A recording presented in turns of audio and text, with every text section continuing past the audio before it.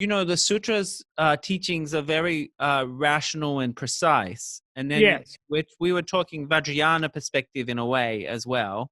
And I was yes, wondering how, and Vajrayana uses all these the power of imagination and deities and subtle yes, yes, energies. I'm wondering how you explain to someone who is used to the sutra precision and rationality, how you yes. explain to them the Vajrayana perspective. How, if they are confused, how would you go about saying this Well, is the sure, sure. connection? Well, the point is, Vajrayana perspective is right there in the Theravada, Mm. actually, is one thing I would say. That just to make a shock. Actually, I got one Tibetan Geshe once going really nuts against me in a debate in the Tibet House, not very formal, and we were running around, chasing each other around on the library floor of the Tibet House in New Delhi, that was, the original Tibet House. And because I said, you guys are simplistic in your idea of Sutra Tantra unified or coordinated is a better expression for it. Sundar Jalwa, they say, or coordinated. And because what you say, the way you understand it is, oh, well, Tantra gets everything done that the sutras want to do. So it's like the sutras can be found in the Tantras.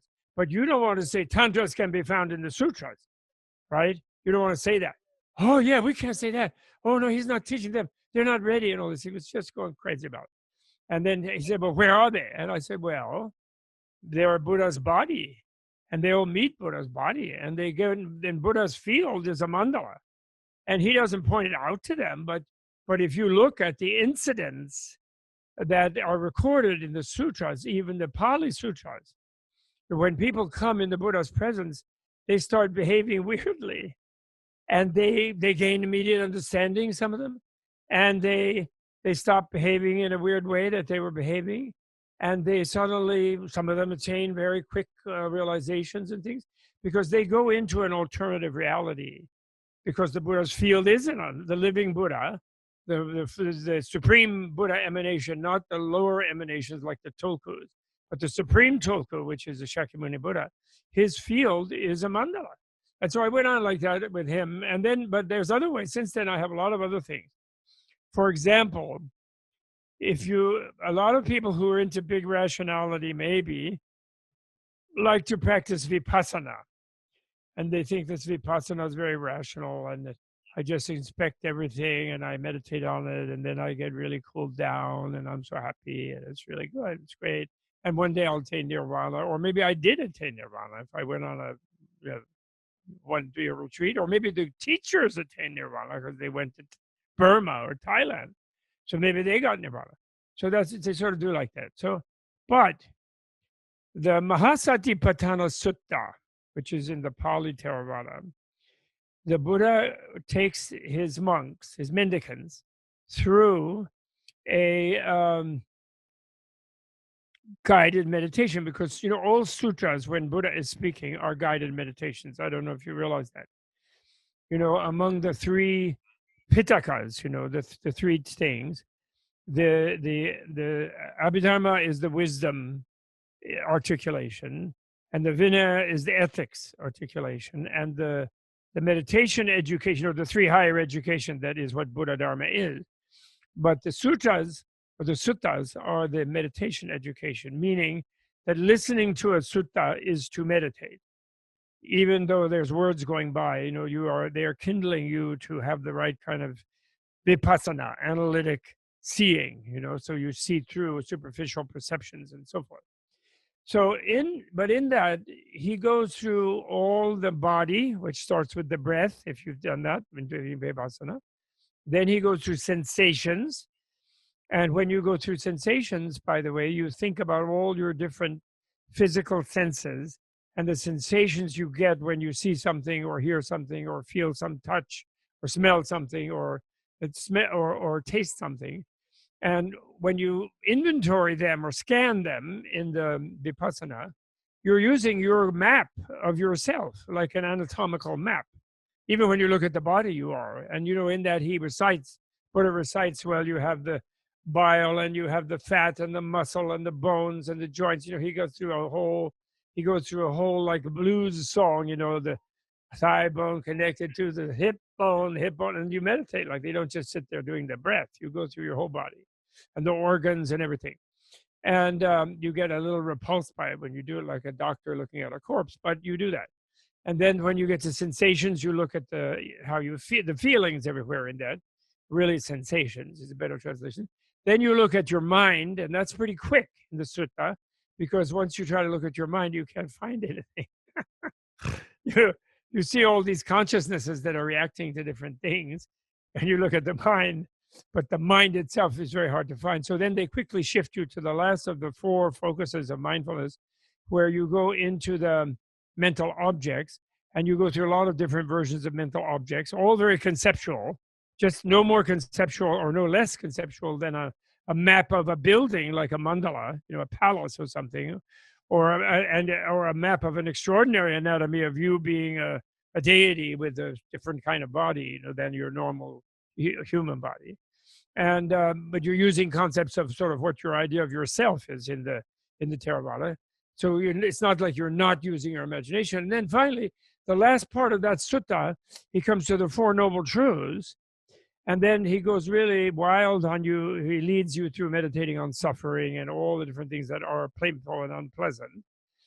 And he goes through a full category of all possible experiences that you could have. But and accompanied by craving, and even the pleasurable ones that you might have are not pleasurable. They're suffering because they don't last, because you crave more of the pleasurable ones, and then they stop happening. So it's called the suffering of change. It's actually pleasure, actually. So then he goes into the cause, the second noble truth, the origin of it. Then he goes into nirvana, the third noble truth. And this is what really blew my mind. I was in Sri Lanka, and I made a loud noise that upset all the Theravada monks. I was so thrilled and excited. I made a big shout of joy, because when he says, well, where is nirvana? Where is it? Where's this third noble truth of the freedom from suffering, he says. Then, to my delight, he goes through the same list of pleasurable sensations that he went through in the truth of suffering. And what's the difference? There's no more craving. So the person is having all these pleasant sensations. But why aren't they suffering anymore? Why aren't they changing anymore? Well, then you look carefully and you realize suddenly there's no craving. So therefore, it's like you just are in your sensations of pleasurable things, and they take you away. And finally, the one in consciousness just takes you away. And you get down to the deeper reality of things, and there's no unpleasurable one, and you're not craving anything, because you're not seizing and grasping it and craving more of it. So he puts it, he doesn't say, where is nirvana? Oh, nirvana is outside, past Alpha Centauri, or it's past the formless realm. If you're a great yogi, you can reach the formless realm. He doesn't say anything like that at all. And he clearly doesn't say it is the formless realm, actually. Except, I guess, if someone's having pleasurable sensation of leaving differentiation of material things, like differential of material things, then that pleasure is a pleasure, and they're really enjoying that. And that's nirvana. So nirvana is letting reality sweep you away.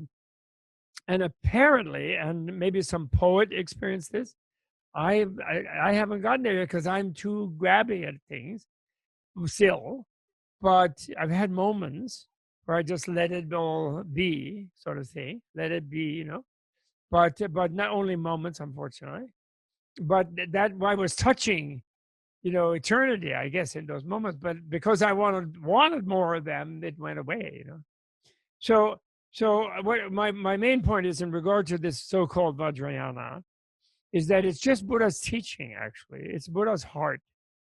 And, the sutras are great. And then we are, in our superficial reality, we are rational beings about, go left, don't go right, go out the door, don't jump out the window, eat the good food, don't eat poison. We're rational in that sense, practical, commonsensical usually. And we try to be rational, and then we can develop a high level of analytic reasoning, like in Madhyamaka or Yogacara or Vijnanavada or Savastivada in Theravada or Vaibhashika, Abhidhamaka. They're really great reasoning people. They're fantastic, and we can really do that. But all of that reasoning in every single version of that teaching brings you to a brink where reality itself cannot be encompassed in your reasoning, because your reasoning is in concepts and imagery and words or numbers or some sort of a language.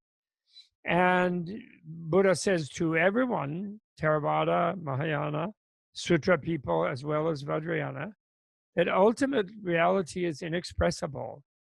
It cannot be captured by words and concepts. It's beyond words and concepts. Luckily, though, our practical reasoning, he never told you to throw away your reasoning. He never told you that. He doesn't tell you just forget about it, and just lobotomize yourself and you'll be fine. Unfortunately, some people wrongly teach Buddhism that way. They say, as long as you don't think, you'll be enlightened. And the philosophy, who needs it? Who needs to ever read a Buddhist book? Whoever needs to. Karma, we throw that away when we get there.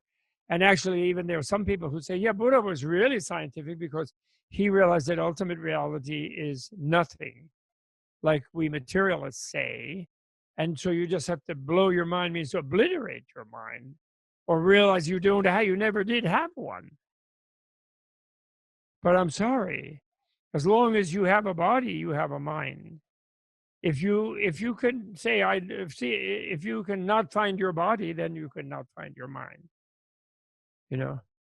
If you read the Transcendent Wisdom Sutras, very rationally reject and negate everything. But notice that the final rational insights about everything are negations.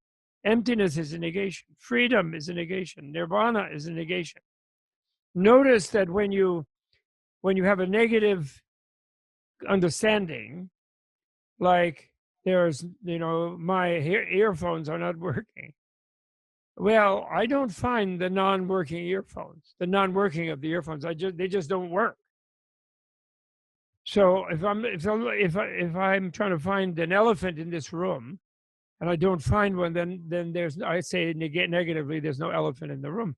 I never find the non-elephant. Okay, so I never find the non-self. That's why I don't like people who translate anatma as non-self, because I don't find the non-self. I just don't find the self. And somehow developing a tolerance of not being able to find the self. And then by looking very exhaustively in whatever map of reality I have, and still not finding it, I come up with an openness of mind. I can't close my mind around a self. And then that deepens and deepens and deepens into a feeling of freedom, which is also a negation. You say salt-free, sugar-free. Freedom could be a translation for emptiness. So that is in itself a transcendence of conceptuality. But then once you do that, then Buddha can speak reasonably to people, and he can help them be reasonable. So you come back to concepts and language and words and images and duality, even from a non-dual perspective, which one way doesn't make sense, but in another way, we can attest by experience. Anyway, okay, is that helpful? I can go on and on. But that was very nice. Very nice. You said a lot there. And you were talking about how the rationality leads us to a discovery that things don't really withstand rational analysis in a way. That's right. But that discovery shouldn't lead us to some type of nihilism, right? It should inform the way we understand things to exist. Right. Well, in a way, although there is an experience in that discovery, there's a threshold experience where it looks like if the analysis would go any further, it would hit nothingness.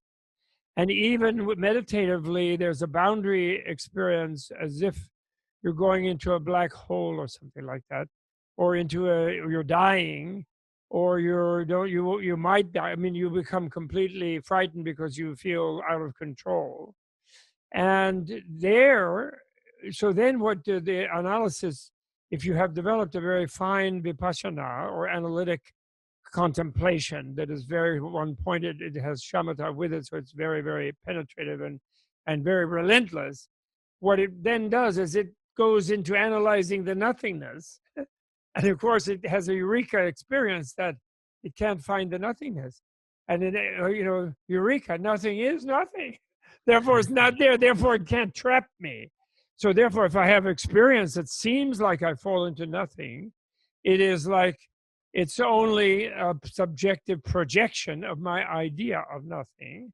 And then you go into what's called clear light, which is a weird, again, an indescribable thing. We can say clear light, and then people, back in the 60s, people used to get really stoned and they'd say, hey, man, I saw the clear light, man. It was a white light.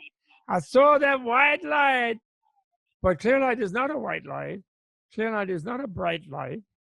Clear light is an inconceivable light, which is not the opposite of the dark. It's a gray twilight. Like the analogy for it is the pre-dawn twilight, where you see your hand, but you can't see the lines on your palm, which is not bright, right? But on the other hand, you can kind of see through your palm. So I like to, I nowadays, when I translate and I come to the concept of clear light, which is in Sutra as well as Tantra, of course. It's a very central concept in Prajnaparamita, transcendent wisdom. But when I come there, I write it as one word, because you want the clear to be just as prominent in the word as the light. Because light always means the opposite of dark. So if you put clear light together, they realize it's maybe something a little other than just a bright light.